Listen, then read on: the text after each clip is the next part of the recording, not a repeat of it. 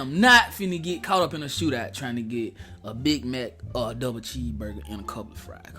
It ain't worth it. I just cook it hot. YouTube, Ma, what's poppin', man? Welcome back to the channel. If you're new, welcome to King Don Reacts 2, man. Y'all know how we do it over here.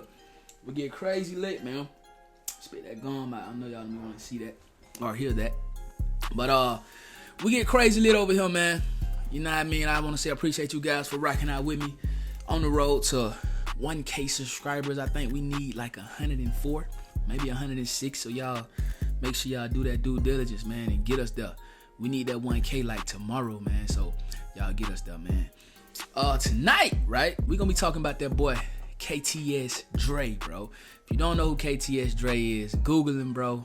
Word on the YouTube street, he was one of Herbos' biggest ops, bro. Like, he was a threat, he was a problem for NLMB, and he was a problem for Herb. And if he wouldn't have went to jail, the YouTube street say they don't think we would have the Herb that we have today. That's just what the YouTube street say. But tragically, he lost his life. You feel me? So we just gonna get into Kts Dre, man.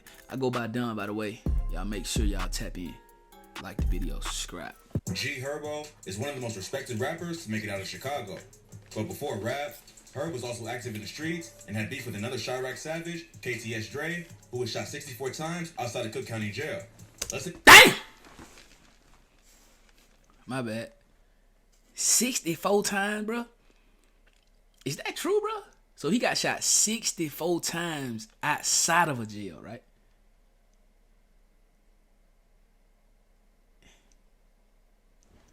Was he getting out of jail, or was he going in there to see somebody? Nigga, hold up, we got 1, 2, 3, 4, bro. So we just gonna start it out like that then. Look at this crazy story. Herb was born in the South Shore neighborhood of Chicago. He grew up on 79th Street, an area that was full of crime and violence. To keep him from getting into trouble, his mom made him go down to the local youth center after school, which is where he first linked up with Lil Bibby.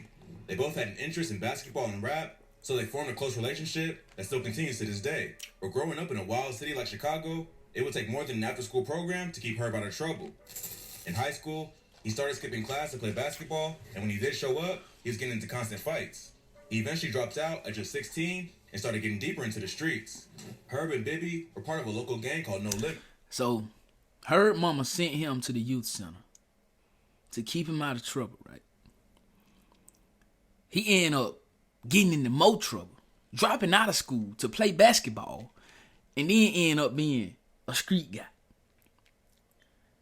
Now, if Herb didn't become Herb, I would say that is a total failure. But he did become Herb, so I can't say that. Which is a renegade set of the Black Peace Stones. No Limit will form an alliance with the renegade set of the GDs called the Muskegon Boys and form a larger group called NLMB, which stood for No Limit, Muskegon Boys, or Never Leave My Brothers Alone. Both of these groups were renegades, which meant that they didn't follow the... I think it means never leave my brother not alone. Is it? NLMB. Never leave my brother. It might be never leave my brother alone. I don't know. I just wondering what my boy right here got the A from. Never leave my brother alone. It might mean that. And share the same beefs as the other gangs they broke off from. Plus, they have beef with almost every other gang in the city. One of their main ops is a GD set called KTS, or Kill to Survive. Kts Dre was a rapper affiliated with the gang who was from the Lakeside neighborhood. His whole family was affiliated with the GDs, including his father Vinny and his brother Lil Vinny. KTS would not only beef with NLMB, they would also beef with several BD sets as well, including O-Block and 600. The beef between KTS and NLMB all started after the death of an affiliate named Paris Bassett, aka Lil Pez. Pez was killed back in March 2008 in the Grand Crossing neighborhood. He was found on the sidewalk with a bullet in his head on the 1300 block of East 72nd Street around 11 p.m. Pez was killed just 2 days before his mother's birthday, and he was only 16 years old.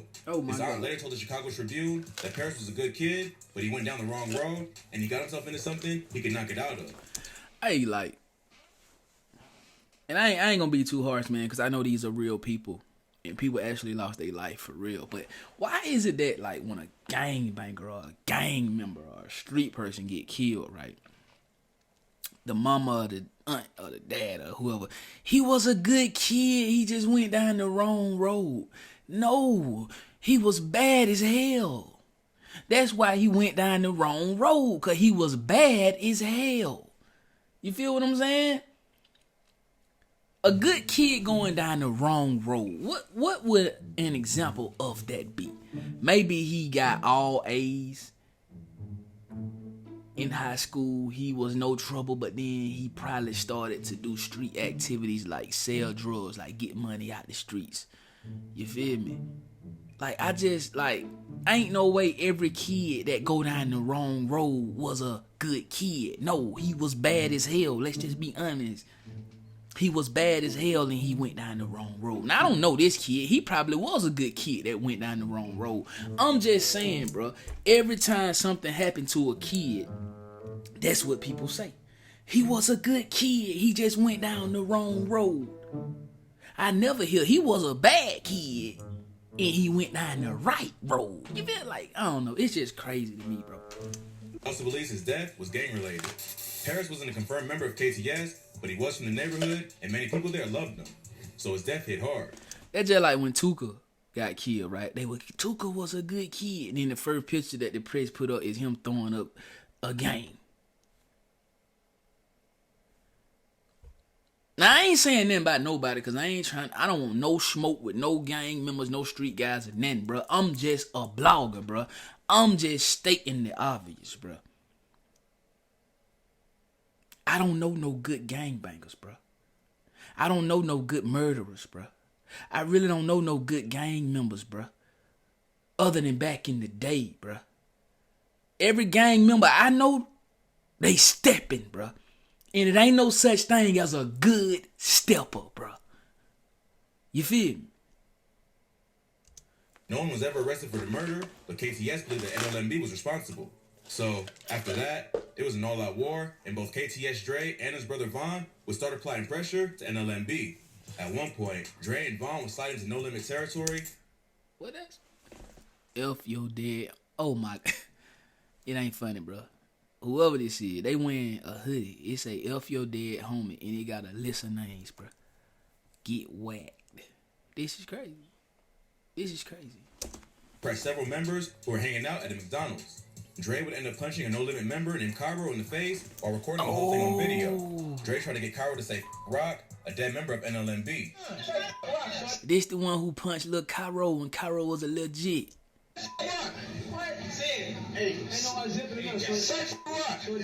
But Cairo refused to back down and stood his ground the whole time. As soon as Kts Dre and his homies... Hey, Cairo held his own, though. Cairo held his own, bro. Cairo looked like he was maybe 10 in that photo, and he still held his own. He went like, I ain't saying F my homie. I don't know, he probably was. Cairo's a small dude, so he probably been about 12, probably, I think. At McDonald's, gunfire can be heard in the background. Now get back to the hood, man.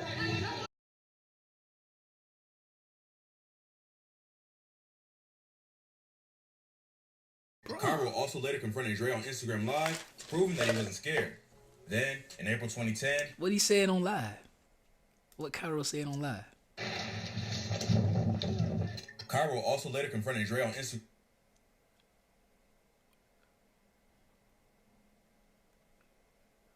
I don't see Cairo on that live. Proving that he wasn't scared. Lil Greg, I don't see Cairo on that live. Then, in April 2010... a No Limit member named Faison Robinson was shot and killed on the 2900 block of East 79th Street. Police arrived on the scene and found Robinson dead with a gunshot wound to the back of the head. He was brought to the hospital, but later pronounced dead at just 19 years old. Faison was known by the name G Fazo and was a respected member of NLMB. G Herbos would later name his debut mixtape, Welcome to Fazo Land, after his dead homie and would shout him out often in songs. G Fazo's death also remains unsolved, but many have credited the hit to either KTS Von or Dre. The following year, KTS would strike again and take out another NLMB member named Jacoby Heron, aka Kobe.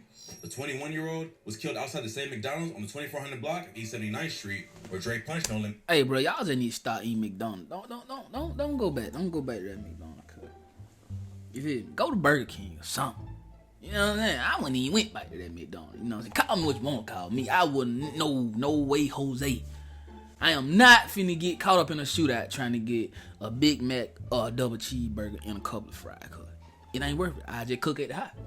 I would have just cooked at the high, bro. I'm just being honest. CHIRAQ. Kobe was another well-loved member of NLMB, and his death was a major loss for the game. In an interview with Sway in the Morning, Herb said that he was with Kobe celebrating Biggie's brother's birthday right before he got shot. He told Sway, "We was together. We was outside, like 4 in the morning, on the block chilling, shooting dice, Should have been in the crib. Stuff. He just pimped off. He was always the type to not ask someone for shit. We got 5 cars out there. He ain't asked for a ride. He lived a couple blocks over, just walked off, and we heard shots go off. Like a lot of shots. We go to the scene, and I see my homie dead." Herb will go on and name his 3rd mixtape, Ballin' Like I'm Kobe, in honor of his dead friend. No one was ever arrested for Kobe's murder either, but the word...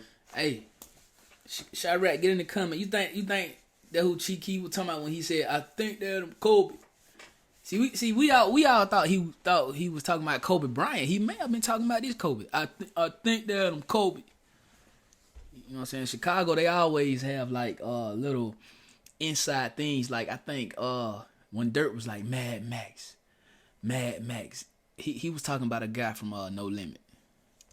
Is that it was Kts Von and Dre. The rumor would basically be confirmed after Kts Dre dropped a song in 2015 called "Kill to Survive," where he can be seen rocking a jacket that says "F your dead homie" on the back, along with a bunch of dead members of NLMB, including Fazo and Kobe. Not long after that don't mean he did it.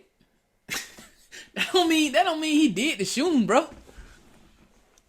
that, I mean, he probably did, but I'm saying that don't mean he did it. NLMB would even the score and take out Kts Von for his wild disrespect. Located in the breathtaking mountains of western North Carolina, Jackson County is the place to create your perfect getaway. Whether you're looking for something more adventurous... On June 23rd, 2015, Von was standing with a group of people outside a house on Ellis Avenue, just south of 75th Street, when 2 men jumped out of an SUV and started shooting into the crowd. Von was hit and pronounced dead at the scene, being only 21 years old. Like most murders in Chicago, Von's killer was never found. But an NLMB member named Chopper would post a video online dissing Von the day he died, leading many to believe that they were behind the murder. But before he had a chance to slide for his brother, Kts Dre would be arrested for a gun charge and would spend the next 3 years behind bars. Also, around that same time, Herbos' career would really start taking off after the success of his hit track, Kill Shit with Lil Bibby. Herb and Bibby would ride the wave of Chicago drill while establishing their own sound. So even though the beef between KTS and NLMB still continued in the streets, the beef between Herb and Dre would be put on hold while Dre was locked up and Herb was working on his music. Even after being released for the gun charge, KTS Dre would continue to get sent back to jail over the next few years for charges that included child endangerment, domestic battery, and drug possession. In April 2020, he was caught with a gun again. So he was a killer. He hit women, beat children. Nigga was a criminal, cuz. And sent right back to Cook County Jail. Dre was at a gas station when 2 cops saw him and started grilling him. When they looked in his car, they saw a pistol by the driver's seat. Dre tried to get away by jumping in the car and speeding off, but the officers were eventually able to stop him, and he was arrested for possession of a firearm as a convicted felon and resisting arrest. He was able to post bond, but was put on house arrest to await trial. Then, in January 2021, another NLMB member named Lil Greg would be killed in a broad daylight hit while getting his haircut at a local barbershop. Oh my God. Greg was inside the Studio 19 barbershop on State Street when a gunman walked in and shot him in the face, then escaped in a Volvo SUV. Greg was brought to the hospital, but later pronounced dead at just 24 years old. All of his homies' deaths hit hard for Herbos, but Greg's was possibly the worst. The two had known each other since they were just kids, and Herbos said that Greg was like a brother to him. A man named Christopher Mosley was later arrested for the shooting. Police pulled him over in the Woodlawn neighborhood, driving a vehicle that matched the description of the getaway car. Plus, they also discovered a .40 caliber Glock on him, but he was later released due to lack of evidence. Mosley is affiliated with the Pocket Town set of the GDs, a gang with ties to KTS. Kts Dre later claimed that he had nothing to do with Lil Greg's death, but he also didn't care because he was still an op. Dre also used Greg's death to taunt members of NLMB, often telling them on social media, go to the barbershop. I need to see the barb. So I need to see my barber. That my shit look f***ed up. At that point, Dre was still on house arrest for the gun charge he caught back in April. He was only allowed to leave his house for a few hours each day to run errands. Dre wasn't going to let that stop him from going about his business, and he continued to move around Chicago. He even made a trip to Wisconsin without the permission of the court. But when authorities found out about his activities, he was arrested for violating his parole and brought back to Cook County Jail. His fiancée posted his $5,000 bail, but Now, why would you go all the way to Wisconsin? like them folks ain't gonna like that damn ankle monitor ain't gonna go off, and them folks ain't gonna know you ain't where you supposed to be at. Maybe it was worth it though. Maybe I bet he was going up there for a woman though. How much you want to bet? That's the only reason somebody gonna look, brother. Look, it's only two things that somebody gonna risk their freedom for: a woman and some money. Well, and these niggas right here, words. You feel me? So 3 things for these niggas. So he would have stayed in Chicago if he wanted to kill somebody. He went to Wisconsin to chase a woman. How much you want to bet? Spent the night locked up. It wasn't released until the following day. As he was released, he was met by his fiancée and grandmother, and together they left Cook County and headed toward their car. As they exited the jail, 2 cars pulled up and several shooters hopped out. They all started letting off shots, showering Dre and his family with bullets. His grandmother was hit in the knees, and an innocent bystander was also grazed in the mouth. Hold on, bro. Hold on, dog. This man walking with his grandma. Y'all wanted him that bad. Y'all ain't even spat that man grandma gang. Come on, bro. I don't know, bro. That's messed up, bro. Like, this man grandma got shot in the knee, bro. His grandma. I think I would have spared him, gang. I would have tried to catch him another time. Like, I'm like, man, he with his grandma, gang. You know what I'm saying? We ain't going. They like, nah. He was talking about the dead homie. He was talking about one of the guys. Step on his grandma too, bro. Step on him. Man, these young heartless, bro. Survived. Dre was shot a total of 64 times in the face and torso. Oh my and passed God. away almost immediately at just 30.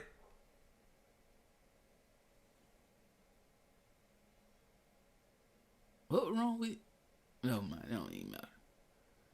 They shot that man 64 times in the face, bro. Like, they didn't even toe tag, close casket. Like, bro, that's pure hatred, bro. That's hate. You hear me? Whoever did this, bro, that's hate. And then they pulled up at the jet. Like, how did they even know he was finna get out of jail? Some in the milk ain't clean, gang. Years old. No one has been arrested for his murder, but many have claimed it was the work of NLMB getting revenge for the disrespect of Lil Greg. Their hood was allegedly shot up the same night, and it makes sense given their history. I believe Kts Dre's death closed the chapter on one of the craziest beefs in the history of Chicago. At this point, Herb has too much to lose, and KTS just lost one of their most respected members. Herb got the upper hand with his main op gone. It's hard to tell if he'll leave the streets alone for good or get sucked back into the beef. Hopefully, he can now put the past behind him and focus on his music, so he doesn't end up dead as well. Dang, my boy. You have to put it like that. I smell you, though. You feel me? But no, I don't think Herb ain't. Man, Herb getting money, having chillin', man. Herb ain't studying none of that. But that one was crazy, gang. I can't cap. That one was crazy, man. That man got shot 64 times, bro, in the face and torso. And not only did he get shot, them folk stepped on his grandma, too, cuz. Man, hey. I don't know who from KTS, bro, but I tell you what, bro. I know they ready to step if they ain't already stepped, bro. You shit at my grandma car? Hey, man, the whole family stepping. You know what I mean? You ain't even got to be a part of the gang, bro. I get the call. I get the call that you basically stepped on grandma car. Man, come on, cuz. What happened? What houndbound, cuz? I got to get you, no cap. You know what I'm saying? Anyway, gang.